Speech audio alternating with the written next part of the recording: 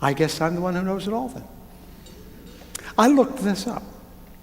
It was an act that provided for prenatal care and education for pregnant women in the United States, because at the time, the United States was 11th among industrial nations in infant mortality and 17th in maternal deaths.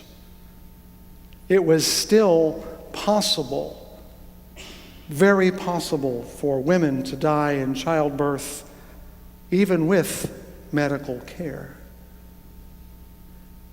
80% of all pregnant women at that time received no prenatal advice or trained care. And so in 1921, Senator Shepard from, of all places, Texas, introduced this bill, and it finally passed. But over mighty objection, it struggled. Would you like to know who opposed its passage?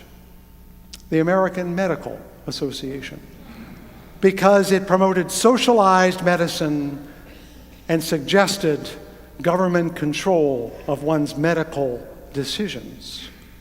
Do I hear an echo? But why did it pass? Does anyone know what happened in 1920? The 20th Amendment, which allowed women to vote. And suddenly, even senators from Texas realized that their constituencies were much larger than they were before. And what's more, because of the effort to pass the amendment, they were organized. And so the act passed. It was paltrily funded, $1.5 million per year for the whole country. And yet, because of that, by 1930, infant mortality rates had gone down in aggregate from the beginning of the century by 72%. When the act needed to be renewed, it was 1929. Who was running Congress then? Can you smell money? And the act lapsed and was never renewed.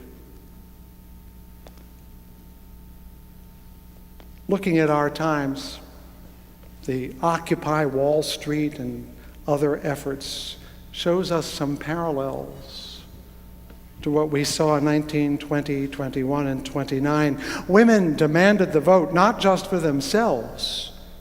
As we sang last week, they wanted bread and roses for men, for women, for children. They demanded the vote in order to improve their families. One of the things being said that was against women's suffrage was if they were busy being political, they'll neglect their children. And yet women's votes have done more to save children.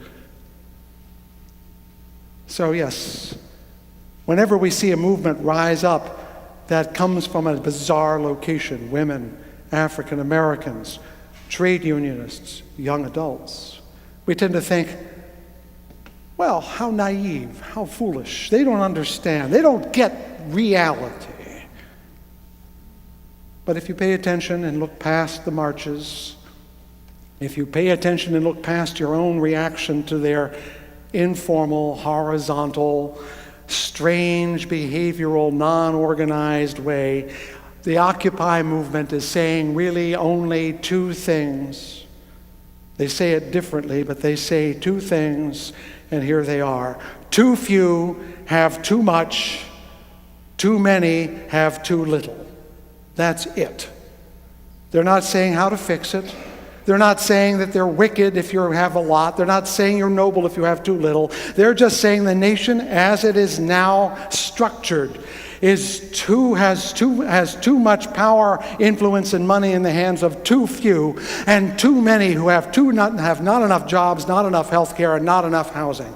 This is an unsustainable, unjust, and essentially undemocratic, and finally un-American state of affairs. That's all they're saying. They don't say that making money is bad. They don't say that being rich is evil. They're saying too few have too much and too many have too little for this to be a true democracy. But of course, we're calling them hippies and communists and socialists, because if we give them enough names, perhaps we will not pay attention to them. Like women a century ago who were reviled for behaving in unladylike ways, for neglecting their children, for not understanding things. The people in the Occupy movement are using their presence to do, as Arthur Miller said in Death of a Salesman, attention must be paid. What they lack in money, they make up in bodies. Like the People's Campaign in the 1960s, like the bonus marchers of the 1930s. When all you have is your body, that's what you use. And when you put them all together, you're saying, pay attention. You know, it's Sukkot this week. That's the Jewish holiday of booths or tabernacles.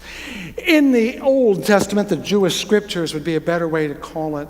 The people of Israel are commanded to come to the temple twice a year with their fruits, their harvests. Once in the spring for Shavuot, and once in the fall for Sukkot. And when they come there, they have to dwell around the temple because they're going to be there for 7 days. And so they built little ramshackle huts. They used branches and blankets and things. And if you go out to Temple Emmanuel or off to Ahavas Israel and look carefully, you'll see a little hut built outside the temple because they're obliged even now to take a meal in that little booth, to remind themselves of what it was like, to remember when they were traveling in the wilderness. In essence, they're camping out. Well, that's what Occupy Grand Rapids is doing. They're camping out. And we have a bunch camped outside our temple, living in the elements. They're showing up. Isn't that what we're told life is? 80% of life is showing up. I'm asking, would we show up? What would make us show up?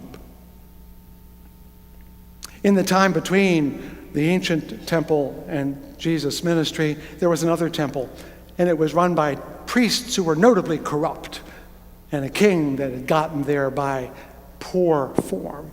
And that day, in the middle of Sukkot, the king is supposed to, he has to pour out a bowl of water that represents the people's wishes and pour it on the altar so that God will be satisfied. And this king was so corrupt and so indifferent that he took the water and flung it over his shoulder onto the ground. What did the people do? The people who were camped out do. They were all there, you know. Well, you know, at Sukkot, they all bring an offering, and one of the offerings they bring is a lemon-like thing called an etrog. Pretty big. It's like as big as a softball. And so when the king poured out the water offering contemptuously on the ground, thousands of Jews pelted him with etrogs, and he died. 10,000 etrogs is a lot.